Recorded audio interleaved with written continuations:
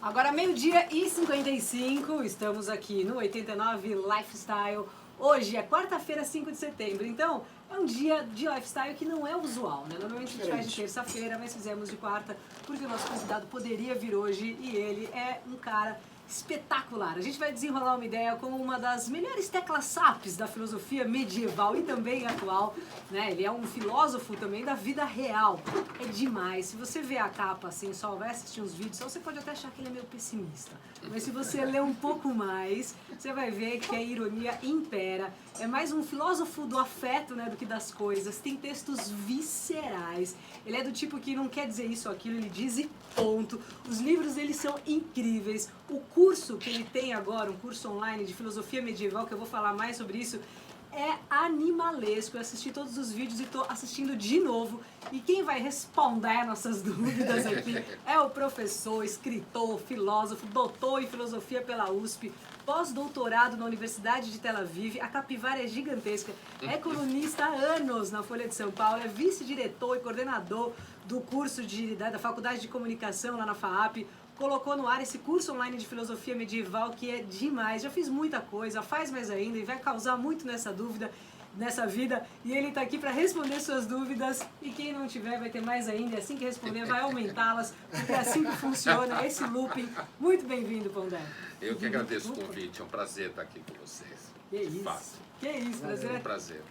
Totalmente nosso. Eu vou te falar assim que alguns convidados vêm aqui, eu fico, sabe, eu falo, cara, que legal. E tem uns que chega a treme, assim. Eu falo, cara, porque o que acontece? A gente vive, assim, hoje em dia, dá pra você ouvir vídeos, né? Andando, não precisa necessariamente assistir. Os que você faz é muito assim. Então eu vou a pé pra faculdade, na hora que eu vou tomar banho, quando eu vou pra academia, eu tô sempre ali ouvindo seus vídeos. Eu tô falando isso por mim e por mais uma outra galera que também vive nessa pegada, assim. Então a gente é fã mesmo. Vamos lá! Começando aqui a nossa entrevista com o Pondé, filósofo mestrão.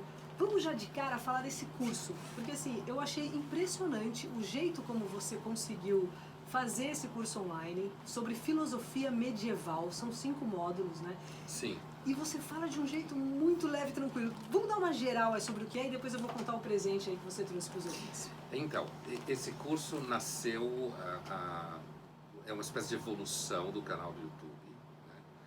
Então tem as meninas da DOCA, que é uma empresa que trabalha nas mídias sociais, e foi, na verdade, uma ideia delas.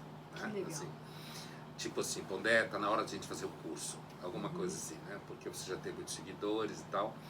E aí a gente resolveu, no primeiro momento, começar com o aspecto histórico. Então, começar lá atrás para depois chegar na filosofia mais moderna, na filosofia do século XII, XIII. Então eu começo, na verdade, lá na Grécia, né? E eu vou chegando, o objetivo é cobrir o percurso histórico. E assim, isso também na verdade, fruto da demanda dos seguidores do canal. Sim. Então, os seguidores do canal, eles começaram a perguntar por que eu não faço um curso. A frase, na verdade, era mais ou menos assim, se eu me lembro que elas falaram comigo, era assim: eles estão querendo ter contato com o Pondé professor. Isso. Né? Que quem tem contato são meus alunos. Então, alunos reais, eu quero dizer, na FAAP e na PUC eu não dou mais aula, eu estou em outra função. Mas assim, eles queriam ter contato com o Pondé professor, que ensina filosofia. E daí nasceu o curso. Aí eu resolvi. E o curso hoje, a pegada dele vai ser principalmente nos próximos módulos, já é nesse, falar de filósofos que me formaram ao longo da história. Ótimo. Então, já vou falar para você, ouvinte da Rádio Rock, o Pondé, gente finíssima, falou assim que conseguia desenrolar um cupom de descontaralho, não é 5, 10%, é um descontaralho para você fazer esse curso lá, assistir os vídeos dele contando as histórias, é demais. Então, eu deixei o link, porque senão fica muito grande, hotpost.com. O link tá no Stories, na foto que eu tô lá com o Pondé, aí já vai ter aquela correntinha lá no Veja Mais. Só subir. Já cai direto lá. E aí você coloca o cupom Pondé na 89, beleza? Esse descontaralho vai durar pouco tempo, é tipo até o final da entrevista. Então já vai lá, compra, você pode dar de presente, puta presente legal pra caramba. Então entra lá, Pondé na 89. E aí nesse curso, Pondé, você conta um ponto de vista na história do Édipo, que eu desacreditei, né? Sobre justiça, que é muito legal, só que eu nunca imaginei um terço de um terço de um terço das coisas sobre essa história. Então eu não vou entrar nisso porque é um spoiler do curso, mas assim, se não... Spoiler é ótimo. É um spoiler do que ele vai falar lá, você assista lá, veja os vídeos, você vai entender o que a gente está falando aqui. Mas pra você, sobre justiça, o limite da justiça, você acha que existe? Olha, se a gente está falando assim no âmbito especificamente do Édipo, sem dar spoiler, né? Ali você tem um problema que é o seguinte: para os antigos era justo, por exemplo, os filhos pagarem pelo erro dos pais e dos avós. Então você tem uma justiça que parece não justa para nós hoje. Justiça hoje em dia, a concepção de justiça é alguma coisa que é feita pelo Estado, criado por homens e mulheres, enquanto que no período medieval e no período antigo, onde está a história de Édipo, a justiça era alguma coisa que vinha dos deuses, era cega, no sentido de que parece para você não justo, mas na verdade pouco importa, porque quem decide são os deuses, né? Para nós hoje tem um corte aí. E aí, se você pergunta se a justiça tem limite, hoje sim, o limite da justiça é a capacidade humana de fazer justiça. Ótimo. Né? Legal. Fala, Dan. Você falando dos deuses, já me ocorreu uma pergunta aqui, que você que entende de religião e tal. Existe alguma religião que, vamos dizer assim, a potência está na pessoa e não está no Deus ou no divino? Existe que internaliza a potência, a força criativa e tal, e não exterioriza essa possibilidade? Sei. Olha, a rigor não.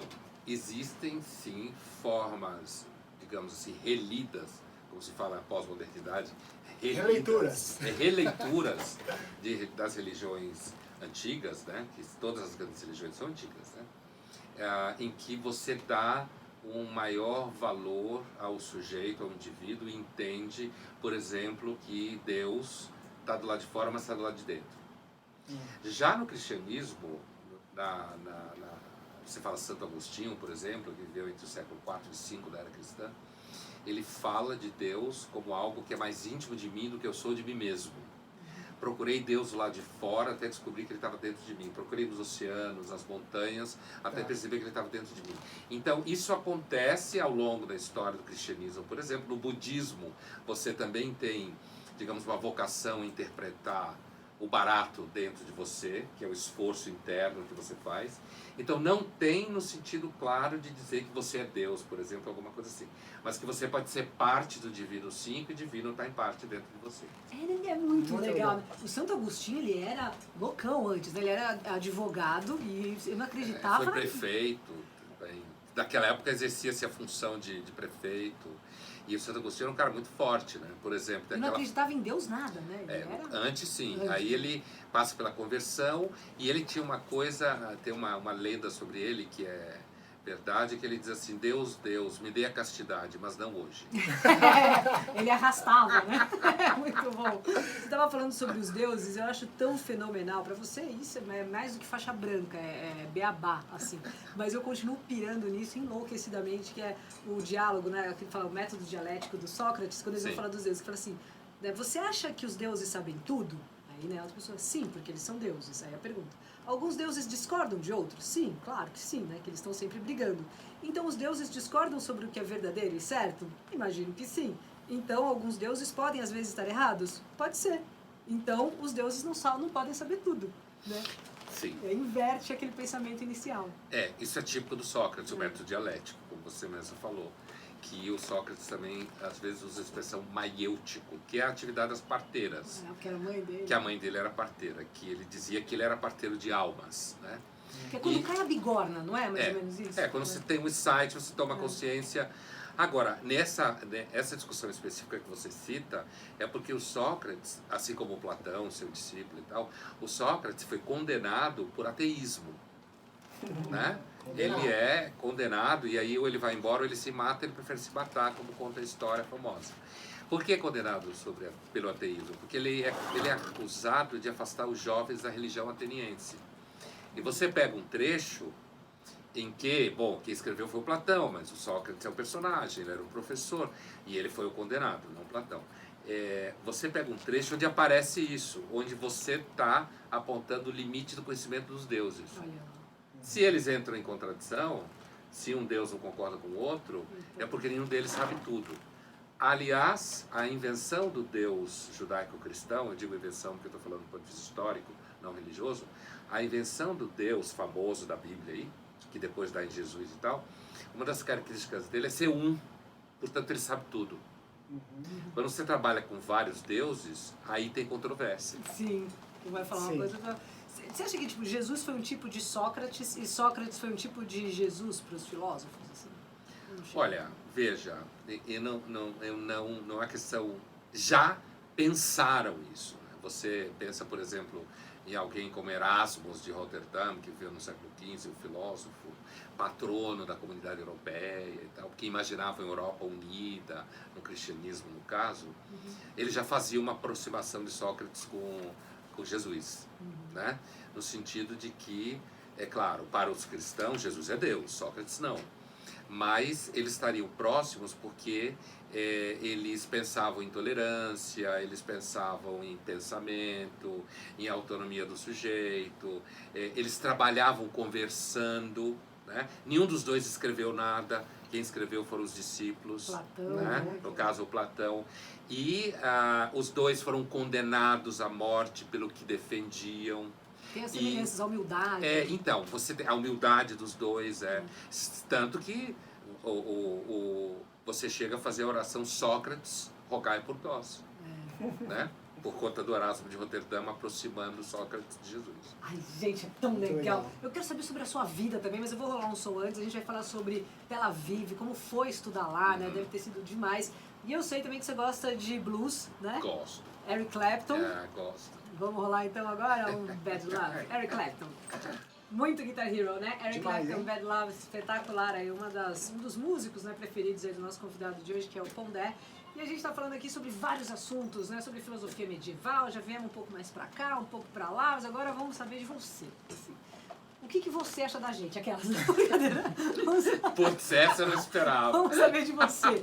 Você um pouco mais sobre estudou... você. não, tem gente que... Né?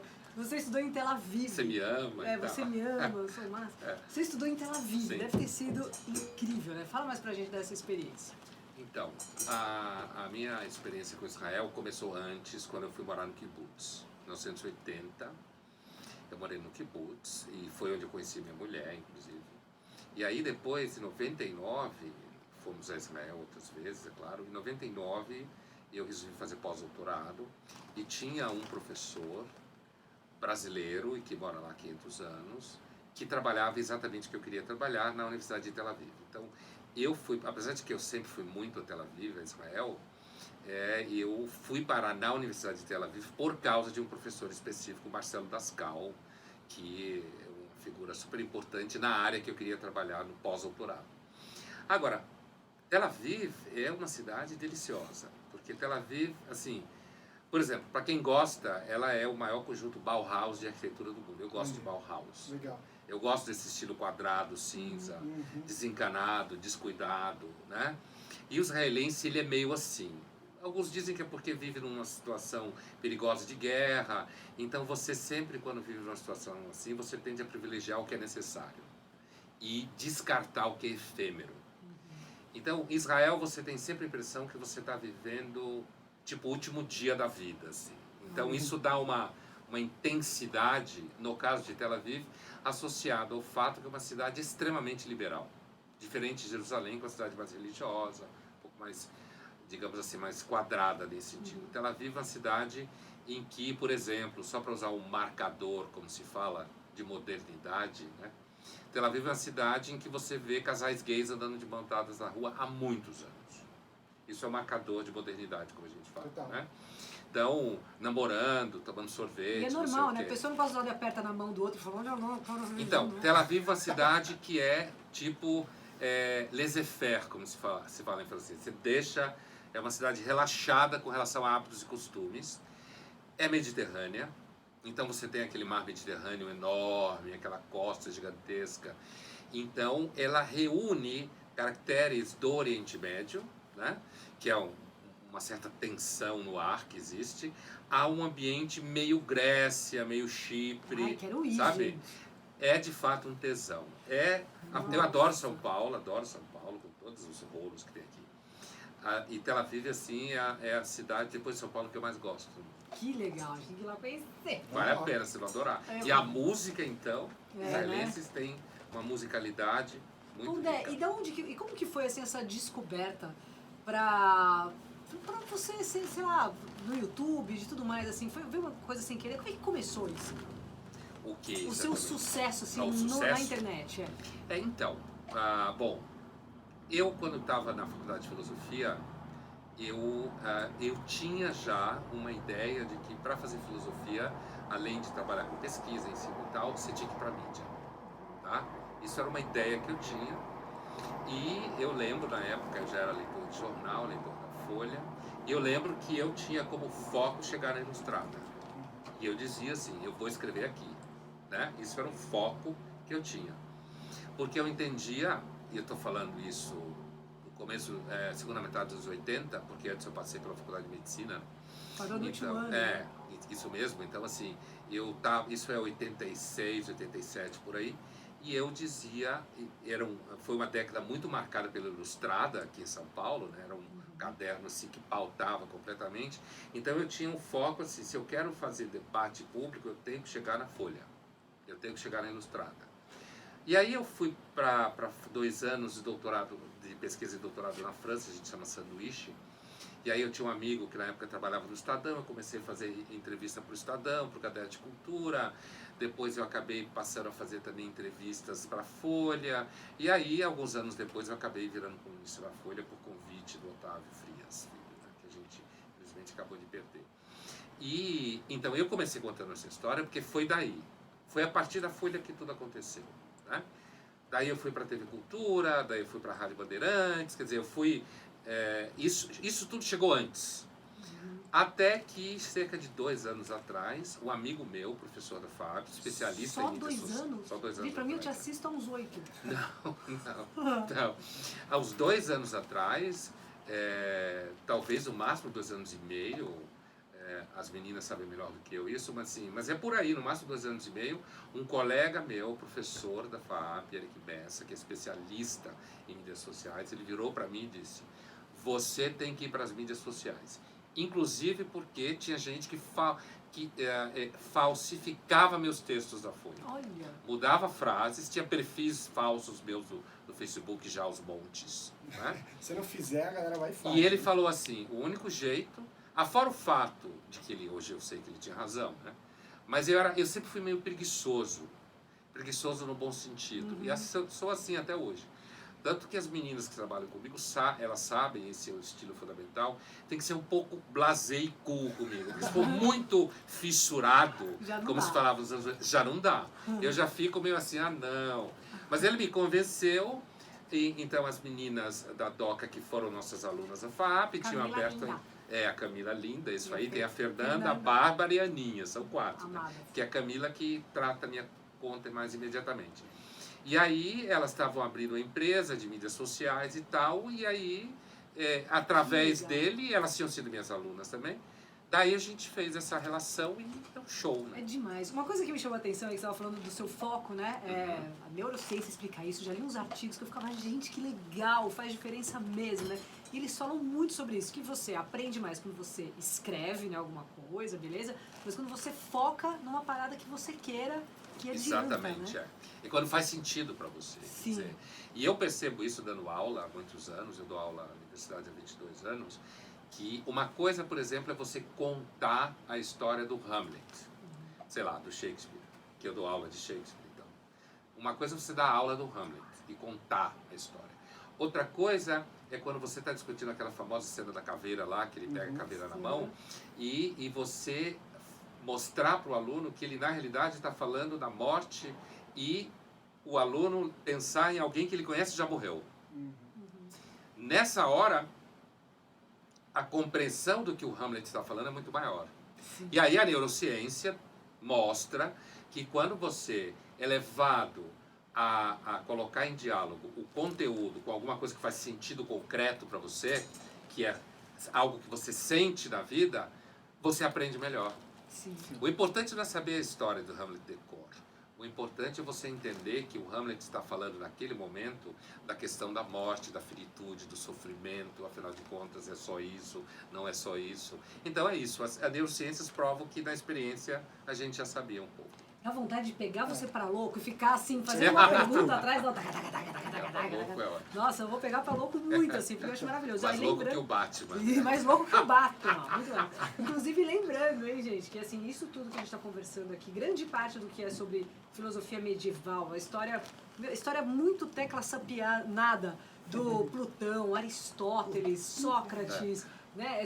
Essa parte do Édipo, eu fiquei apaixonada. Entra lá no nosso Instagram, no Luca89FM, vai no Stories, tem um link para você ir lá direto pro curso do Pondé de Filosofia Medieval e tem 20% de desconto. Não é 5 nem 10, hein? É um descontaralho para você, que é o 20 da Rádio Rock. Só que não vai ficar lá até amanhã, não é?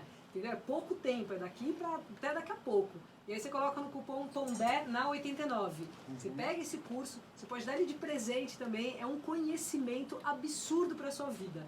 Então vá lá ver que você vai curtir com certeza esse curso. Então, Pondé, agora trazendo um pouco para as mídias sociais, a nossa conversa, o tipo de relação que a gente tem hoje, a gente estava conversando sobre aquela história que a mãe serve o peixe na mesa sem o rabo e sem a cabeça. E a filha, mãe, por que você serve o peixe sem o rabo e sem a cabeça? Ah, aprendi com a sua avó. Pergunta para a avó fala, aprendi com a sua bisavó. E aí chega na bisavó e fala, por que afinal vocês servem aí o peixe sem o rabo e sem a cabeça? E ela responde, porque minha frigideira era pequena. Então, uma coisa que a gente não sabe direito, eu queria entender assim, como é que você vê? Você acha que o nosso meio saber virou uma nova forma de existência, assim? Porque eu percebo que a gente não sabe as coisas ao fundo, e isso vira uma verdade inteira, né? A gente não sabe as coisas ao fundo. Você acha que, como que é isso? Porque nas mídias sociais isso aparece bastante. Eu acho que, na verdade, a gente nunca soube tudo, porque ninguém, nem os deuses, como você estava dizendo lá, ninguém nunca soube tudo. O que existe hoje, inclusive por conta das mídias sociais produzirem acessibilidade rápida, né, aos conteúdos, o que existe hoje é uma maior ansiedade de se achar que se sabe tudo. A gente nunca soube tudo. Agora, você tinha menos pessoas que sabiam mais. Né? Hoje você tem mais pessoas que sabem mais, porque tem mais acessibilidade em vários níveis. Mas ainda assim, existe uma expectativa, inclusive por conta da história da modernização, da educação, da democracia, blá blá blá, né? Existe uma expectativa, ansiedade que as pessoas têm que saber muito. E as mídias sociais, elas colocam como se atolasse você num monte de informação, que aí não tem nem cabeça, nem rabo, e nem frigideira. Peito, nem frigideira, não tem nada. Se você não tomar cuidado, o conteúdo é completamente despedaçado, desconexo, que tem a ver com a velocidade rápida com a qual a gente vive. Então, se a gente hoje acaba tomando a parte pelo todo, achando que a gente sabe pouco e acha que sabe mais, acho que isso pode acontecer mesmo, inclusive porque a gente tem ansiedade de achar que sabe mais e porque a gente acaba sabendo um pouquinho de um monte de coisa e nada de forma um pouco mais contextual. E aí acaba com essa experiência. Vou até pegar o rabo aí dessa conversa e fazer uma pergunta do aqui. Peixe. Isso, o rabo do peixe dessa conversa, e fazer uma pergunta aqui do Perdigão, que ele mandou pelo Instagram. Ele falou assim, quando lemos Bauman, vemos que na modernidade nada é feito para durar e vemos o tipo de narrativa sobre a modernidade quase sempre de forma negativa. Então, a sociedade moderna só tem a se degradar cada vez mais ou tem solução? Essa é uma pergunta básica, se eu sou pessimista ou não, né? O Bauman era um tanto pessimista, né? Assim, isso que ele fala o caráter líquido que o Bauman fala, que tudo se desmancha no ar, que é uma ideia que vem desde o Marx, de que na modernidade nada é feito para durar. Eu acho que a tendência, se ele entende por degradar, nada é feito para durar, eu acho que a tendência é ficar assim mesmo. Então, não acho que vai mudar. E não acho que vai mudar, nem o Bauman achava que ia mudar, porque a estrutura do mundo não vai mudar. A estrutura do mundo continua sendo sociedade de mercado, velocidade de troca, precificação de tudo, velocidade na produtividade, necessidade de eficácia. O que pode existir são nichos de pessoas que têm grana e resolvem brincar de livres. Então vão morar no lugar mais descolado, e porque já tem grana pode ficar lá no Wi-Fi, no seu lugar descolado, tranquilo. E aí o marketing vai trabalhar isso como comportamento de luxo, alguns vão chamar de sociedade pós-consumo, mas esse é papo furado. O que existe é dentro do consumo, um tipo de consumo de gente que tem vida mais sossegada porque tem mais dinheiro. Então, na linguagem do nosso ouvinte, eu acho que então a tendência é ficar sempre assim. Não sei se vai ficar pior, mas acho que a tendência é não mudar esse caráter líquido que o Bauman fala. A gente está conversando com o Pondé, LF_Pondé é o seu Instagram, pelo amor, fala que sim. É, sim. Senão eu já ia ter passado muita vergonha. Tipo, Então. eu curto, comento. Não precisa nem ser você que posta, que resolve, tudo bem. Mas é tão legal saber que ali é realmente a sua biblioteca, que é realmente as coisas. Sim, é tudo verdade. Assim. É, né? É assim, é que a minha relação com as mídias sociais é assim, ela não é uma relação falsa. Assim. Todo mundo que me segue sabe que, na verdade, o primeiro contato que eles têm é com as meninas da DOCA. Eles sabem disso, né? E aí eu reparei quando me responderam por inbox com um coraçãozinho. Eu falei, não é o Pondé, olha aí. Né? Assim, não é, mas assim, quem me segue e tal, sabe o que acontece? É o seguinte, quer falar comigo, vai fazer pergunta, e aí essas perguntas para o canal do YouTube, elas vão ser primeiro selecionadas pelas meninas, daí as perguntas são selecionadas, e aí elas trazem para mim, sei lá, 10 perguntas, e aí a gente vai escolher, sei lá, 5, 6. Estou chutando o número, mas é mais ou menos essa proporção. Elas fazem a primeira seleção, então quando eu estou fazendo um vídeo, estou gravando, você está vendo um vídeo, eu estou falando com todo mundo, mas eu estou respondendo para um seguidor. Tá. Ele sabe que eu estou Que é pra falando ele. dele, porque ele reconhece a pergunta, apesar de que eu não falo o nome nunca, por razões óbvias, para não expor a pessoa. Mas, assim, eu estou falando para todo mundo porque a escolha da pergunta, já por elas e depois por mim, já é que tem um caráter mais universal, que é uma coisa que interessa a mais pessoas. Elas são demais, não? E daí manda o coração e já fala, oi, sou a Camila e tal. É muito legal. Lembrando você que entra lá no... Tem prêmio, né? Então, vamos fazer por telefone 3016-0089. Liga aí, a Lari vai falar todos os prêmios e estão valendo com a Lari agora, tá bom? Isso aí. E o desconto, o cupom é PONDÉ89. O link para você já cair direto no curso online de Filosofia Medieval tá lá no Instagram, no Stories, no Luca89FM, beleza? Então procure saber. Põe aí também Filosofia Medieval Pondé que você vai encontrar. É facinho. Fica aí, a gente volta na sequência. 1h33, esse é o Ramona89, o Instagram é LF_Pondé, o Instagram do Pondé mesmo, você já encontra ele no YouTube, várias redes sociais, e também temos aqui, estou falando bastante desse curso medieval, porque eu pirei, achei legal, acho que as pessoas têm que assistir, porque é demais, o link está lá no Stories também, vê lá e põe o cupom Pondé no 89. Você, Pondé, já foi voluntário, né, num necrotério. Ah, sim, isso no tempo da medicina. Tão interessante. Isso te ajudou a encontrar mais perguntas ainda? Olha, às vezes eu tenho a impressão que os melhores lugares do mundo para filosofar é cemitério e hospital. Né? Eu fui voluntário no necrotério quando eu morava em Salvador, eu fazia medicina na Universidade Federal da Bahia, que eles chamam de UFBA, na Bahia. E eu estava no primeiro ano, e para você aprender anatomia, não tinha cadáver suficiente na faculdade. Então era uma prática mais ou menos normal de alunos de primeiro ano de medicina serem voluntários no necrotério. Eu vou morrer, aí eu voluntário. E aí vai os outros. Para você aprender anatomia, porque é um lugar onde você tem cadáveres, infelizmente, mas sim, é um lugar, é a parte da medicina, é a medicina legal, né? Está ligada à polícia, inclusive. Então eu fui para lá para aprender anatomia. E o que aconteceu é que eu ia sábados, eu ficava lá a manhã inteira, até mais ou menos umas 2 horas da tarde, para poder aprender anatomia, e porque sexta-feira é uma noite violenta. Então, quando eu fui e conversei com o chefe do serviço lá, o médico e tal, ele falou, olha, as noites mais violentas são sexta e sábado. Por quê? Isso a gente está falando tecnicamente. Então, como você tem mais morte violenta, você tem mais trabalho para medicina legal. Porque não morreu em casa, acompanhado no hospital. E sexta era, não sei se é, mais violenta do que sábado. Porque saía do serviço tenso, enche a cara, né? Enquanto que sábado você já passou o sábado tranquilo, já relaxou. Daí sábado era um dia em que você tinha mais chance de aprender várias... Você tinha contato com vários cadáveres, você tinha contato com várias patologias, várias formas de doença. formação em Legal. médico. Demais, mas é tão louco isso, né? Porque, por exemplo, o cara que ele é médico, né, se parou no último ano. Foi. Então, assim, ele gosta provavelmente muito mais da vida do tato mesmo, do que é real, de pegar as coisas, de ir lá. E a filosofia é o oposto total, né? O mundo das ideias. Então, isso é, assim, eu fui para medicina na primeira faculdade porque meu pai era médico, a minha irmã mais velha, o meu avô, meu filho hoje é médico, quer dizer, a minha família, todo mundo médico, é uma maldição de médicos, assim. E eu adorava biologia. E como eu adorava biologia, eu era bom aluno, vai fazer medicina, vai passar no vestibular, e eu fiz, passei, comecei, e fui indo, mas eu sempre gostei muito de humanas, né, ciências humanas. Agora, o que acontece é assim, o meu filho que é médico, ele fala que eu saí da medicina, mas a medicina não saiu de mim. E quando eu fui para a filosofia, apesar de que eu adorei o curso e foi a decisão certa, e eu estou muito feliz com o que eu faço, eu percebo que nas humanas tem muita gente que viaja na maionese. Então, a medicina continua me ajudando a ter uma percepção um pouco mais real das coisas. Você falou no começo do programa que eu quero um filósofo da realidade, né? Então, eu acho que às vezes falta aos filósofos e às ciências humanas em geral a percepção de que existe um mundo real.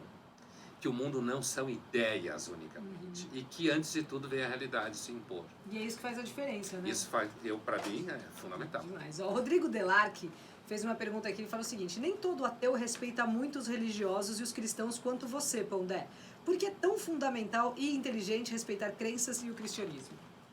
Eu posso dar, assim, primeiro a resposta é o seguinte, antes de tudo porque o ateu pode estar errado. Assim como quem acredita do ponto de vista do ateu está errado, né? O ateu pode achar que Deus não existe, que vida após a morte não existe, existir. Então, eu acho que antes de tudo, aqui é uma questão de educação. Assim, eu acho o ateu que prega o ateísmo muito chato. Que nem evangélico tarado, que nem qualquer pessoa obcecada. Evangélico tarado é isso aí. Eu acho isso muito chato. Então, sabe esses ateus que acham que são, porque são ateus, são mais inteligentes? Eu já escrevi na coluna da Folha algumas vezes que eu virei ateu com 8 anos. Que é uma metáfora para dizer o seguinte: ser ateu é fácil. Dizem que Deus é bom. Olha o mundo, logo Deus não existe. Mas eu cresci num ambiente bastante secular e bastante ateu, nesse sentido de família, desencarado de religião, nesse sentido. Agora, uma outra razão é a seguinte, apesar de não ter crescido num ambiente religioso, eu não tive uma educação antirreligiosa. Estudei no colégio jesuíta há muitos anos, que era a melhor escola da cidade, e meus pais me colocaram lá, e depois minha irmã e tal. E assim, então eu cresci num ambiente em que me foi dada a Bíblia para ler quando eu tinha 13, 14 anos. Como um livro de sabedoria, como um livro de conhecimento. Então eu acabei sendo criado num ambiente que, apesar de que ninguém era religioso, não era crente, era evidente o respeito pelo conteúdo religioso. Então, eu costumo dizer para os meus alunos hoje, olha, alguém que fala a Bíblia não está com nada é um ignorante. Que a Bíblia, assim como outros livros de tradição religiosa, são muito sábios. É claro que as religiões fizeram muitos problemas ao longo da história, já se matou em nome de Deus, assim como se mata em nome da política, em nome da justiça social, já se matou muita gente, tá, em nome da raça, né? Então é por isso que eu respeito, assim, e eu respeito não por um princípio forçado, para mim é natural isso. Vai que eu estou errado, e depois a ideia de que você é ateu mais inteligente é uma falácia. Eu conheço pessoas que têm muita fé e são muito inteligentes. Pondé, agora eu estava pensando aqui no que você falou dessa bagagem que você trouxe da medicina para a filosofia, e a Luca fez a apresentação justamente falando isso, e agora, assim, como que faz para trazer o pensamento filosófico para a prática do dia a dia, para aquela pessoa que é mais leiga, que não entende muito o assunto, ouve você falando gosta, mas como é que faz isso funcionar na minha vida? Olha, existe algum exemplo assim? Porque parece que é uma questão distante, mas você consegue falar de uma maneira mais prática? Eu estou rindo porque o livro que eu disse que eu tinha acabado de escrever, que vai ser pela Editora Cortez, chama-se Filosofia do Cotidiano. Ó, que legal. Tratava acerca das pequenas questões. Olha, então eu estou rindo por isso, estou corrigindo ele. Então, assim, eu acho que primeiro tem uma questão de temperamento, né? Assim, uma questão de gostar de tornar as coisas mais simples, né? Depois acho que tem um gosto pelo cotidiano. Trazer a filosofia para o cotidiano eu, antes de tudo, tenho um gosto por pessoas. Eu gosto muito da aula. Não gosto muito de festa, sou conhecido por ser meio assim, não antissocial, mas ter dificuldade com coisas assim. Mas eu gosto muito de dar aula, eu gosto muito do trabalho. Então, para você gostar de dar aula, você tem que gostar de gente, nesse caso específico, de jovem, né? E então, eu gosto de falar de coisas do tipo, você bebe muito porque você está muito triste e porque... Então, por que você anda muito triste? Na verdade, está difícil estabelecer vínculo afetivo, amar, você tem medo de ser abandonado. Estou dando um exemplo aqui, um clichê, mas o clichê é sempre verdade. Então, assim, né, a vida é cheia de clichês mesmo. Então, como faz, eu acho que depende um pouco de estilo. Eu diria para vocês o seguinte, escrever na folha me ensinou muito a escrever. Eu já sabia que isso ia acontecer, o Otávio falava isso, quer dizer, o jornalismo ensina você a escrever. Porque a atividade de mídia, como vocês sabem muito bem, é uma atividade que você sabe que tem alguém te acompanhando. E você tem que se comunicar com esse alguém. E aí depois o rádio, a televisão, as mídias sociais foram ampliando essa experiência, que não é só escrever, mas falar. Você tem que falar preocupado que a pessoa te entenda. Eu acho que é isso que acabou me ajudando a fazer filosofia de forma mais concreta. Ótimo. Ó, o Joel Scatolin manda aqui, meu professor, que cara inteligente e ainda por cima super simpático. Uma honra poder ter estudado com esse mestre. Opa! Honra mesmo, hein? Vamos rolar aqui o Arctic Monkeys e a gente volta na sequência com mais Pondé aqui no Ramona 89. Joga o cupom Pondé na 89 que você tem desconto por enquanto. Vai acabar daqui uma horinha. Então já entra lá e já faz aí a sua inscrição no curso de Filosofia Medieval do Pondé. O link tá no meu stories, Luca89FM. Arctic Monkeys, parece muito David Bowie, gente. Muito. Isso aí, som que a gente acabou de rolar 4 out of 5 aqui no Ramona 89, hoje trocando uma ideia mó legal com o Pondé. Tá demais, hein? Entra lá no Instagram, LF_Pondé. Puta, o cara é muito fodarado, né? E a gente tá aqui virando vários assuntos, várias conversas. O cara tem um conhecimento fenomenal, assim, então eu vou aproveitar você para fazer uma pergunta que eu não sei se tem resposta. Mas vamos lá, tem o Michael Sandel, é um cara, né, um advogado, ele estudou direito, estudou a PQP toda. Esquerdo. Ele é tudo, assim, né? E ele dá aula em Harvard, beleza, sobre justiça e moral. Tem no Now lá depois, dá uma fuçada naquele Philos, aí tem lá essa série que eu tô falando. São vários episódios, beleza. Num deles ele fala uma coisa que é bem assim, iniciante, mas eu piro, acho demais, que é o dilema moral, né? Ele vai falando sobre alguns dilemas morais e um deles é do trem, que você imagina lá, né? O trem tá passando e tem 2 trilhos. E aí dá um pau lá. Eu sei que o bagulho é o seguinte, você é o motor lá do trem, é o maquinista. Isso. Do lado esquerdo tem 5 pessoas e do lado direito tem uma que você conhece. 5 desconhecidos de um lado e uma que você conhece do outro. O que você faz? Você vai ter que matar alguém. Mata os 5 ou mata aquele um? Que você conhece. Então, o Sanders adora tratar de moral a partir de dilemas. Isso é um método de dar aula de filosofia moral. Não é o único método, mas é um método que normalmente impacta muitas pessoas, porque tem esse apelo. Porque você vai ficar com peso na consciência de qualquer coisa. Essa é a tipo de situação em que é um lose-lose total. Assim. Você perde de qualquer lado. Qualquer resposta que você der, você vai causar algum sangramento, algum sofrimento. Antes de tudo, alguém pode dizer assim, olha, eu não aceito esse dilema porque a vida moral não se dá dessa forma. Gostei dessa resposta. A vida moral real não se dá dessa forma. Você não fica o tempo inteiro tendo que escolher entre matar 5 desconhecidos e um conhecido. Na vida real, a vida moral se dá em questões, às vezes, muito menores, entre aspas. Para você pode não ser menor, para a pessoa que está sofrendo umas questões que não é de vida ou morte como essa. E aí, quando você trata a vida moral dessa forma como dilemas desse tipo, você acaba não ajudando a pessoa a pensar na vida moral real. Do tipo, né? O que eu faço? Invisto em ganhar mais dinheiro ou fico um tempo com a família? Verdade. Devo ou não ser fiel a quem me ama? Que vale mais a pena? Um desejo momentâneo ou investimento em alguma coisa mais duradoura? Faço o que eu amo ou faço o que me dá dinheiro? Então, a vida moral se dá mais nesse nível aí do que entre você matar 5 pessoas desconhecidas e uma pessoa conhecida. Agora, eu provavelmente optaria pela pessoa que eu conheço, eu ia salvar ela. Né? Mas é interessante as coisas, né? Provavelmente é o que eu ia fazer. Muita pergunta chegando aqui pra gente, né, no Luca 89 FM. Infelizmente a gente não vai conseguir fazer todas as perguntas, o nosso horário aqui já tá mais ou menos na rabeira, mas vamos lá. Adão e Eva, mito ou verdade? O mitaralho, o que você acha? Mito. Mito, Total. super mito. E a alma? A alma compreendida como um ser que existe depois da morte. Você está perguntando se é mito ou verdade, a alma Isso. também? Então, a alma compreendida como algo que existe após a morte, acho que é mito. Esse lance da morte é uma outra coisa, né? Tem uma... Eu vou pegar aqui, eu acho tão da hora isso do Epícoro, que é aquele pensamento que ele fala, que é, né, resumindo, fala que o objetivo da vida é a felicidade.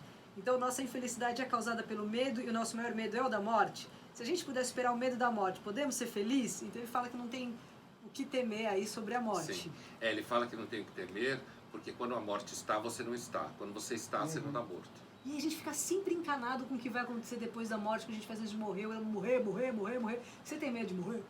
Olha, eu normalmente não penso na minha própria morte. Assim, é claro que até hoje dei sorte, nunca fiquei doente, de fato, né? Mas assim, eu sou tão ocupado com o dia a dia que eu nunca penso na minha morte. E como eu nunca fiquei de fato doente, então, doente de uma forma, tive sarampo, essas coisas.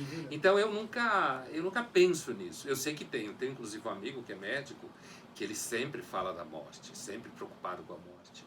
Eu não sou muito encanado com a morte, assim. Mas eu não sou encanado com a morte, não porque eu combato isso, porque eu sou culpado com as coisas que eu faço. Eu sou muito culpado com a vida real. Tá ocupado ali mesmo. E, ó, e no curso que você faz... Eu tô falando muito disso. Quando até na hora de levar, ele falou, meu, eu nem vim aqui pra falar. Eu falei, não tem problema, mas eu tô falando... Não tenho nada contra falar do curso. Eu acho que ele não tava muito... Acho o máximo esse curso, assim. Foi o mais legal. Eu que já vi vários, hein? Assim, assisto, gosto pra caramba de cursos, assim, faço curso online e tal, os caramba. Mas é muito da hora. E no seu curso de filosofia medieval, você fala como vai ser o fim do mundo. Mas, de novo, para não dar spoiler, né, assista aí que você já vai ver, quando que você acha, mais ou menos, que vai rolar esse fim de mundo aí, se é que vai rolar? Essa é outra coisa que eu também não penso com frequência. Né? Assim, na verdade, eu não sou um cara apaixonado por catástrofes. Mas, assim, eu acho que o fim de mundo vai rolar na hora que o Sol começar a morrer. E aí esse sistema solar todo explode. Que aí fere a lei da gravidade, fere o equilíbrio. Então, um dia o mundo vai acabar? Vai. Ele vai acabar naturalmente, né?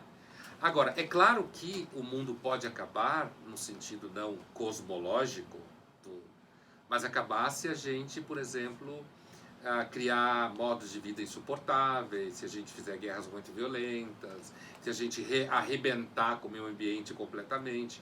Então, o mundo pode acabar do ponto de vista humano, mas não o planeta enquanto tal, porque inclusive o planeta já acabou várias espécies. Né? Teve um momento que aqui vivia espécies anaeróbicas, que não respiram oxigênio livre. Depois passou a ter que não respira oxigênio. Depois a atmosfera foi contaminada por oxigênio, eles sumiram, entraram na barriga de outros seres, foram viver num buraco no mar, e a gente manda no pedaço, graças a uma poluição de oxigênio na atmosfera da Terra. Entendeu? Então, assim, o mundo vai acabar um dia, porque um dia o Sol vai morrer e isso vai todo estourar. Agora, talvez a gente detone o mundo humano antes disso. Mas não tenho data para isso. E vida inteligente fora da Terra, a prova que existe é que eles nunca vieram para cá, né? Então... isso é um argumento... isso é um argumento famoso invertido, né? Porque o argumento do Carl Sagan é assim, se existisse vida inteligente fora da Terra, eles provavelmente já teriam vindo aqui. Porque a gente já tentou ir em outro lugar, se eles fossem mais adiantados, teriam vindo aqui. Agora, se eles forem inteligentes mesmo, não virão aqui. Não vai vir de nenhum. Essa é a piada. Bom, para fechar, ó, tem uma frase que é demais, que é o seguinte: transmita o que aprendeu, força, mestria, mas fraqueza, insensatez, fracasso também. Sim, fracasso acima de tudo. O maior professor, o fracasso. Quem disse isso foi Yoda. Star Wars. Master Yoda. Master Yoda. Mas então, nesse sentido eu sou quase um seguidor do Master Yoda, porque eu já escrevi várias vezes na minha coluna da Folha e em livros também, que o fracasso ensina muito mais do que o sucesso. Então eu descobri hoje no programa que eu sou seguidor do Master Yoda. Aí, ó, que legal. Muito bom. A gente encerra assim, esse papo tão legal que foi com você, Pondé. Muito Eu que agradecida agradeço. Muito bom. pelo seu Demais. tempo, por você ter vindo aqui. Prazer vir aqui. E você é sensacional. O adjetivo melhor realmente é fodaralho. Você é isso aí, fodaralho. Obrigada. Obrigado a vocês. A gente que agradece. Lembrando, você ainda tá valendo, não vai ficar muito tempo, é coisa de mais ou menos 1 hora que vai ter ainda. Esse descontaralho do curso de Filosofia Medieval do Pondé tá no meu Stories, Luca89FM, você já vai ver o link ali, já vai direto e põe o cupom Pondé na 89. Então, beleza. Os prêmios de hoje, ó, livro Sexta-feira 13 da Dark Side Books foi pro Marcelo e Isabel, junto com o voucher de R$50 do Neo Geo Family e os 30% de desconto na Sky Kit Rock foi pro Anderson Dantas, beleza? Beleza, fechou na sequência PH Dragani e Dani Taranha. Valeu, aquelão!